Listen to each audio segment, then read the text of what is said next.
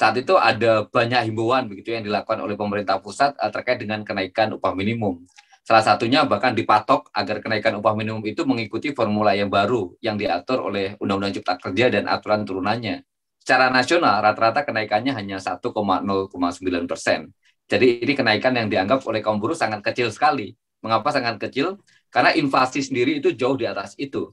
Dengan demikian bisa dipastikan bahwa kenaikan upah minimum tidak sebanding dengan kenaikan inflasi. Ketika kenaikan upah minimum tidak sebanding dengan kenaikan inflasi, maka upah yang didapatkan oleh buruh itu tergerus harga. Jadi buruh nombok karena kenaikan upahnya itu tidak sebesar dengan kenaikan harga-harga barang.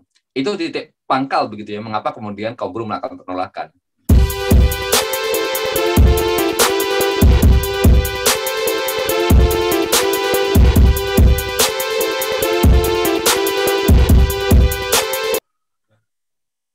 Selamat siang kawan-kawan, kita ketemu lagi di acara Gym Talk. Kali ini kita akan membahas sebuah isu di mana kita ketahui bersama banyak daerah dari kawan-kawan buruh melakukan gugatan di PT UN terkait dengan upah minimum baik tingkat kota maupun tingkat provinsi. Saat ini kita sudah bersama dengan Bung Kahar. Bung Kahar, apa kabar? Ya, baik Bung Azim. Bung Har, kita mau tahu nih, apa sih sebenarnya yang melatar belakangi kawan-kawan buruh di banyak daerah melakukan gugatan di PT UN terkait dengan upah minimum? Iya, tentu saja kita harus kembali ke akhir dari tahun 2021 kemarin, di mana pada era itu, pada waktu-waktu itu adalah waktu di mana para gubernur menetapkan besaran upah minimum yang terjadi di seluruh Indonesia. Sebelum gubernur memutuskan terkait dengan besaran upah minimum, baik upah minimum kabupaten kota maupun upah minimum provinsi, saat itu ada banyak himbauan begitu yang dilakukan oleh pemerintah pusat terkait dengan kenaikan upah minimum. Salah satunya bahkan dipatok agar kenaikan upah minimum itu mengikuti formula yang baru yang diatur oleh Undang-Undang Cipta Kerja dan aturan turunannya. Secara nasional, rata-rata kenaikannya hanya 1,09%. Jadi ini kenaikan yang dianggap oleh kaum buruh sangat kecil sekali. Mengapa sangat kecil? Karena inflasi sendiri itu jauh di atas itu. Dengan demikian bisa dipastikan bahwa kenaikan upah minimum tidak sebanding dengan kenaikan inflasi. Ketika kenaikan upah minimum tidak sebanding dengan kenaikan inflasi, maka upah yang didapatkan oleh buruh itu tergerus harga. Jadi buruh nombok karena kenaikan upahnya itu tidak sebesar dengan kenaikan harga-harga barang. Itu titik pangkal begitu ya, mengapa kemudian kaum buruh melakukan penolakan. Dan ingat, 1,09% ini adalah rata-rata di tingkat di seluruh Indonesia. Karena ada beberapa daerah yang tidak mengalami kenaikan. Saya sebut misalnya di Banten itu ada beberapa kabupaten yang tidak ada kenaikan upah minimumnya. Beberapa kabupaten itu adalah Pandeglang, kemudian Serang, kemudian Tangerang, itu tidak ada kenaikan upah sama sekali. Jadi kenaikan upahnya itu sama persis dengan kenaik upah di tahun 2022 itu sama persis dengan upah di tahun 2021. Bayangkan tidak ada kenaikan upah minimum yang dilakukan oleh beberapa daerah yang ada di Banten. Ini juga tidak hanya terjadi di Banten, karena di berbagai daerah yang lain, misalnya di Jawa Tengah, kemudian di Jawa Timur, di Sumatera Utara, bahkan ada di Bekasi, itu mereka beberapa daerahnya juga tidak mengalami kenaikan upah minimum. Ini yang kemudian membuat kaum buruh bersikeras, membuat kaum buruh meradang, membuat kaum buruh harus melakukan upaya perlawanan begitu terkait dengan upah minimum yang nilainya sangat kecil sekali. Itu latar belakang mengapa gugatan terhadap upah minimum itu dilakukan. Yang kedua, tentu saja bicara upah adalah bicara tentang sesuatu yang esensial, bicara yang mendasar terhadap kaum buruh. Karena yang namanya buruh itu adalah orang yang bekerja dan kemudian mendapatkan upah. Buruh dan upah adalah dua sisi mata uang yang tidak bisa dipisahkan. Karena upah adalah pembeda antara buruh dan bukan buruh. Upah adalah pembeda antara buruh dan romusa. Upah adalah pembeda antara buruh dan orang yang bekerja paksa. Upah adalah pembeda antara buruh dan perbudakan. Jadi yang namanya buruh itu pasti mendapatkan upah. Dan oleh karena itu ketika dia sadar bahwa dia adalah seorang buruh, dia hidup dengan upah, dia bekerja untuk mendapatkan upah, maka tuntutan atau permintaan atau yang betul tadi adalah tuntutan terkait dengan upah itu menjadi sebuah tuntutan yang hakiki, yang harus diperjuangkan.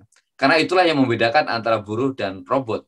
Kalau robot bekerja saja tidak memikirkan pendapatannya, tapi kalau buruh karena dia manusia, dia sadar bahwa dengan upahnya itu dia akan memenuhi semua kebutuhannya, maka dia akan memikirkan bagaimana upah yang layak itu. Dan ketika para gubernur, ketika pemerintah memutuskan kenaikan upah minimum tidak sesuai dengan apa yang dituntut oleh kaum buruh, memutuskan kenaikan upah minimum tidak sesuai dengan kebutuhan hidup dari kaum buruh, maka tentulah kaum buruh melakukan perlawanan, kaum buruh melakukan penolakan. Dan gugatan tadi yang dilakukan di berbagai daerah, di Jawa Barat, di Banten, di Sumatera Utara, dan di berbagai tempat yang lain, itu sejatinya adalah manifestasi atau perwujudan dari penolakan kaum buruh atas upah yang murah tadi.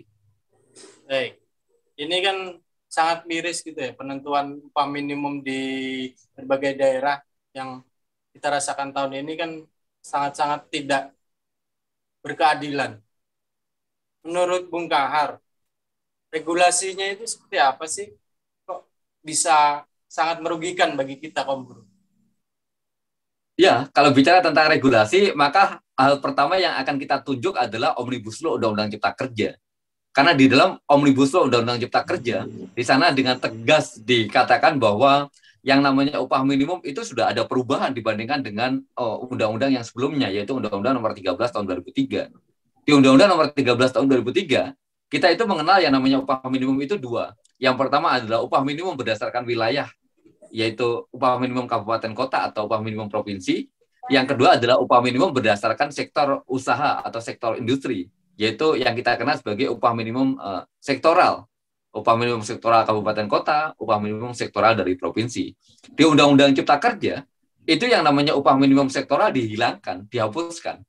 Kita bisa bayangkan ketika upah minimum sektoral dihilangkan, padahal upah minimum sektoral itu adalah upah yang memungkinkan kaum buruh di beberapa sektor tertentu mendapatkan upah yang lebih baik, itu tidak ada lagi. Jadi nggak ada lagi perbedaan upah minimum antara mereka yang bekerja di perusahaan-perusahaan high-tech, perusahaan-perusahaan dengan teknologi tinggi, dengan perusahaan-perusahaan yang padat karya. Perusahaan-perusahaan yang tidak membutuhkan skill tinggi untuk mengerjakannya. Nggak ada lagi perbedaan di situ. Yang kedua, itu basis penetapannya juga dibedakan. PP 36 sebagai aturan turunan dari Undang-Undang Cipta Kerja itu mengatakan ada beberapa formula begitu ya untuk menetapkan upah minimum.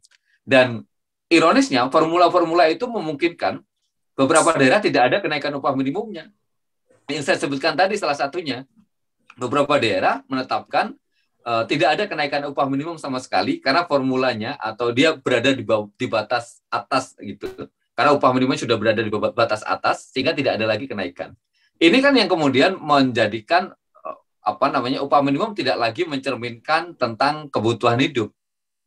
Menjadikan upah minimum tidak lagi sebagai acuan atau patokan untuk mendapatkan upah yang memenuhi kebutuhan. Karena Undang-Undang 13 itu di sana diuraikan. Upah minimum itu harus diarahkan untuk memenuhi kebutuhan hidup yang layak. Kebutuhan hidup yang layak kemudian diuraikan dalam kebutuhan hidup layak. Jadi yang namanya upah minimum itu dasarnya adalah kebutuhan.